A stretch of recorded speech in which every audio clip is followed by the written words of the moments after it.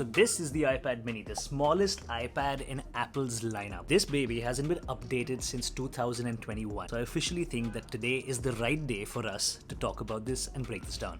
Let's do this.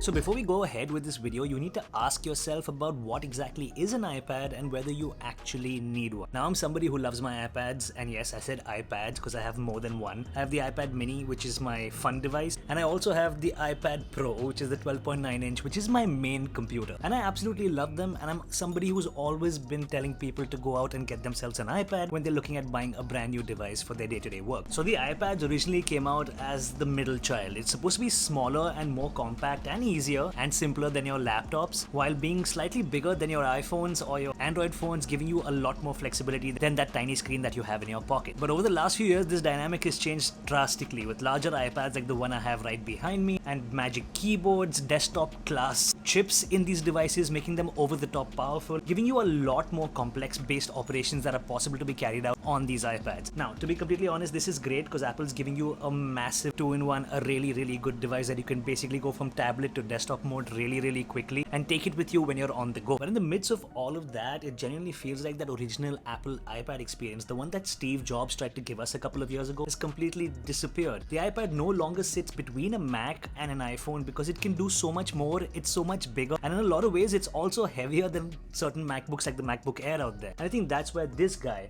the iPad mini, actually comes in and does really well. Where it's not big in a way that it's going to get into your day-to-day life or it's going to get in your way, but it is bigger than your iPhone, so it's a lot better in tasks such as content consumption, reading ebooks, note-taking, photo editing, and various other tasks that you could actually think of, while being smaller and a lot easier to have in your pocket or have in your bag than an entire laptop or desktop setup that a lot of creatives have to carry with them, or a lot of professionals have to carry with them every time they're out of the house.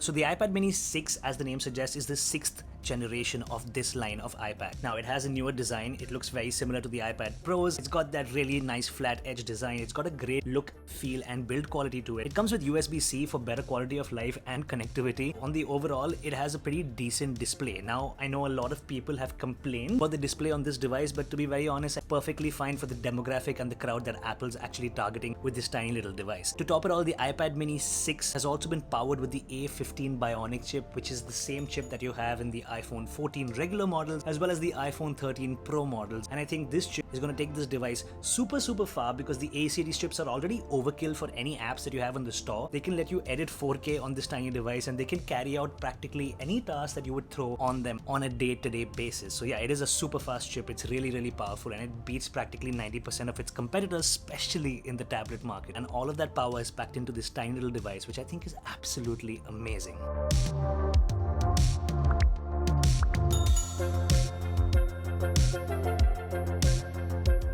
And to top things off, the iPad mini 6 is also compatible with the Apple Pencil Generation 2, which is pretty much best in class when it comes down to any pencil or any stylus that you can get for any device on the market.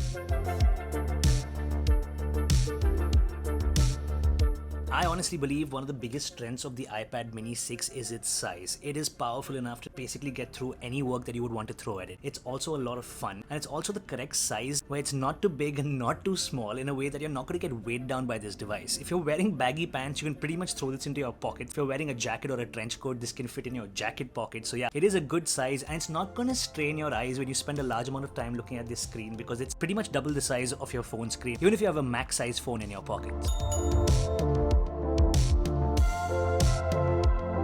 Now I'm privileged enough to have that guy over there, which is the M2 iPad Pro, which is 12.9 inches. It has the MAVIK keyboard and the Apple Pencil, and that device is my main computer. It does everything I need when it comes down to a computer-based workflow as well as a tablet-based workflow. It's got a fantastic screen, it's got tons of power in it, up to a point where my entire YouTube channel is powered this device. I edit all my videos there. I use it for practically all the professional and creative work that I would need to do. But to be very honest, while the bigger size and the larger display is good for professional work, and it's a pro for a lot of pros, it's also a con on for the average consumer. Now, you may not want to carry a 12.9-inch screen iPad with you in your backpack when you're going to a coffee shop, or you're going to a restaurant, or you're going to your friend's house, or as a matter of fact, even when you're going to the toilet. And I think that's exactly where this guy comes into place. I carry this device practically everywhere. I was at a New Year's party a couple of weeks ago, and I do consider myself a bedroom DJ, so my friends asked me to play when we were at that party, and instead of carrying that gigantic device with me, I just put this into my Peak Design sling bag and carried a tiny portable Bluetooth speaker, and I was good to go. I could play music for hours by just carrying this and the charger with it. It could stream my entire playlist from the internet, and the overall footprint of this device didn't weigh me down. And that's exactly why I think the size of this device makes it absolutely magical.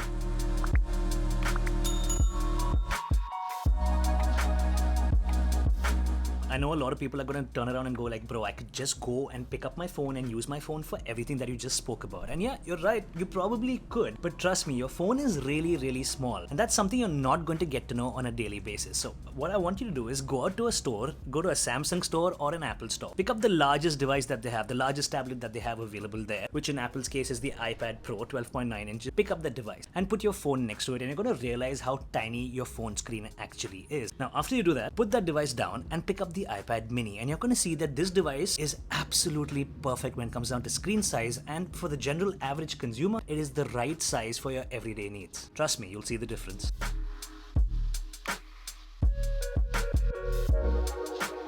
Now, we've spoken about the screen, we've spoken about the size, we've spoken about how good this is for media consumption and reading, how powerful it is with the A15 chip, but everything is not super rosy peachy. This device too has its flaws, and I honestly think the major issue with the iPad mini is the software. Now, you've probably heard that from every tech YouTuber and every tech reviewer with respect to practically every iPad on the market, but wait, this is different. It's different with this device because, well, with my M2 iPad Pro, I think the software is the limiting factor that stops that device from reaching its maximum potential. We've got the best hardware on the market, and we have software that's just not good enough to keep up with that hardware. And that's where I think the iPad Pros and most of the other iPads in Apple's lineup suffer. But when it comes down to the iPad mini, we don't have the best-in-class hardware. We have great build quality, we have a nice size, we have a good display, a decent amount of power that can get you through 90% of your day-to-day mobile tasks. But where I think the software lacks with this device is with the use of screen real estate. A lot of the apps on the iPad mini actually feel like they're iPhone apps that have just been expanded vertically, and there's a waste of a ton of screen space. And I think Apple just needs to tweak iPad OS in a way where it basically readjusts its screen real estate based on the device that it's being used on. It's great the way they've made this software for the iPad Pros or the iPad Airs or the regular iPad, which are all a lot larger than the mini. The mini is a completely different size to the rest of the lineup, and I think we shouldn't waste any of the screen real estate on this because the screen size is just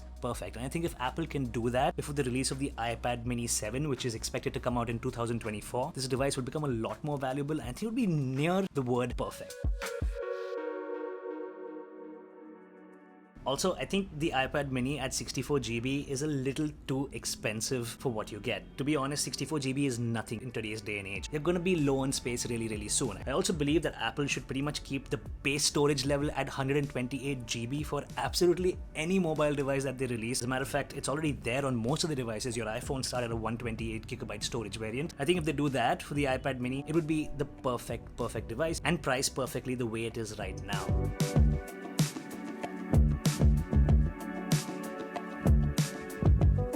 That being said, there is still a certain demographic of people who know they need a device this small and this powerful in their pockets when they're out doing particular tasks, such as pilots who use this for aviation maps. DJs use this as a portable DJ console on the go. You can digital DJ off of this, and I think it's perfect. Artists want to carry a small slate. Yeah, there is a demographic that even with 64GB and at this price would want this kind of device, and that's why it still exists. It's still in the market for a particular reason. It is good for that particular crowd, but for the average consumer, having more than 64GB is really important, and also for the average consumer, paying the price that they are for the base model of 64GB is a little too much. And that's exactly why I think Apple needs to tweak this and rearrange the way they sell this, either give you more storage or drop the price a little bit, and it'll be absolutely perfect.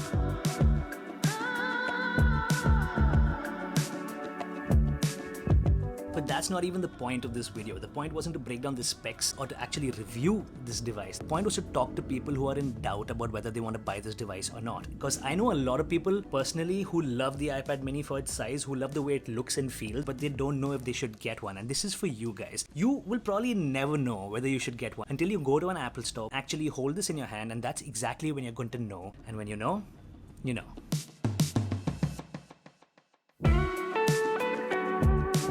Me personally, I love this device. I reach out for this a lot more than I reach my iPad Pro, but as a tablet, I think this is the perfect size. I read Kindle ebooks on it, I watch content on it, I take notes on it, I even plan my jobs for my crew when I'm on board on this. I also have all my ship's manuals and my maritime-based information on this tiny device because I think it's the perfect reader and the perfect notepad and the perfect gaming console when I'm on the go. So yeah, the iPad Mini 6 for me is one of the best devices that I've had in 2022. I wanted to talk to you guys about this device coming into 2023 because a lot of people are going to want to upgrade their tech at the start of a new year. Thanks for watching. See you next time.